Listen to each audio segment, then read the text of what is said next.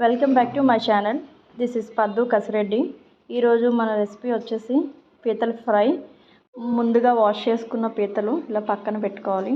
తర్వాత 2 టమాటోస్ తీసుకోవాలి, 2 చిల్లీ, కొంచెం మెంతులు, 2 ఆనియన్స్, చెక్క, లవంగ, జీలకర్ర ఇవన్నీ కలిపి పేస్ట్ చేసుకొని ఉంచుకోవాలి. స్టవ్ మీద ప్యాన్ పెట్టుకొని ఆయిల్ వేసుకొని అది కొంచెం వేడెక్కాక మెంతులు, పచ్చిమిర్చి ఫ్రై చేసుకోవాలి.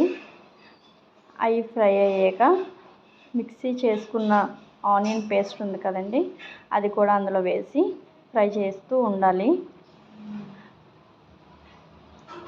మెంతులు ఎందుకు వేస్తానంటే పీతల ఫ్రైకి మెంతులు వేస్తే ఆ టేస్ట్ అనేది మనకి చాలా బాగుంటుంది, అందుకని మెంతులు వేసాను. ఇప్పుడు ఫ్రై అయింది, బాగా కలుపుతూ ఉండాలి.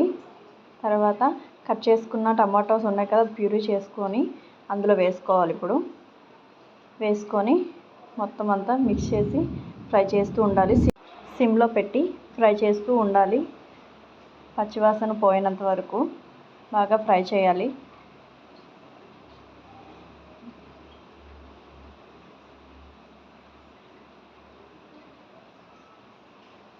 కొంతసేపు మూత పెట్టుకోండి. మూత పెట్టుకున్నాం కదా, ఇప్పుడు తీసిన తర్వాత చూడండి ఎలా ఉందో. మళ్ళీ ఫ్రై చేసుకొని అది దగ్గరికి అవ్వాలి కొంచెం పేస్ట్ మొత్తం. ఇప్పుడు కావాల్సినంత కారం, పసుపు, ఉప్పు వేసుకోవాలి. నాకు 2.5 టేబుల్ స్పూన్ కారం పడింది. మీకు ఎంత పడుతుందో సరిపడా వేసుకోండి. 1 టేబుల్ స్పూన్ సాల్ట్ వేసి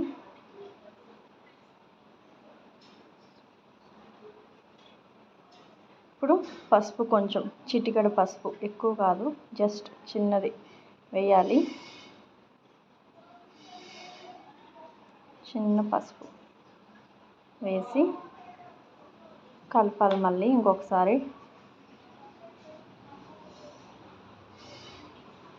కలిపిన తర్వాత బాగా కలుపుకొని మళ్ళీ మూత పెట్టుకోవాలి ఒక 5 మినిట్స్కి. మళ్ళీ 5 మినిట్స్ అయిన తర్వాత చూడండి దగ్గరికి ఎలా అయిందో. మళ్ళీ ఇంకొకసారి కలుపుకొని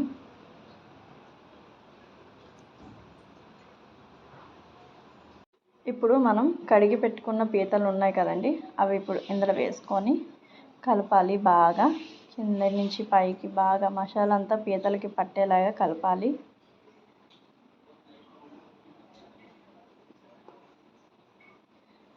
సిమ్ చేసుకొని ఇవంతా చేయాలి. బాగా కలిపిన తర్వాత కింద నుంచి మసాలా అంతా పీతలకు పట్టేలాగా ఉండాలి. పట్టేసిన తర్వాత బాగా కలిపిన తర్వాత మళ్ళీ మూత పెట్టుకోవాలి. మనం మూత తీసి కావాల్సినంత వాటర్, అంటే 1 గ్లాస్ వాటర్, నేను 1.5 వేసాను. మీకు ఎంత సరిపోతుందో అంత వేయండి. వేసి కలుపుతూ ఉండాలి.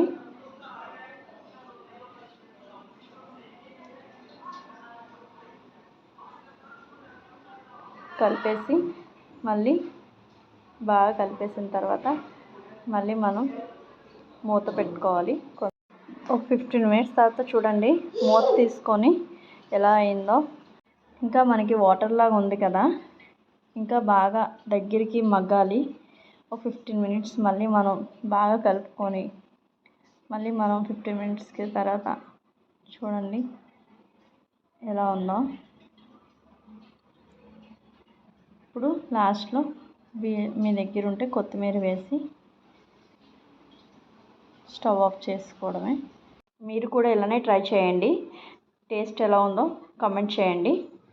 మీకు ఇంకా ఏమైనా రెసిపీస్ కావాలంటే కామెంట్ బాక్స్లో కామెంట్ చేసి చెప్పండి. Thanks for watching my video. Please subscribe. Bye bye.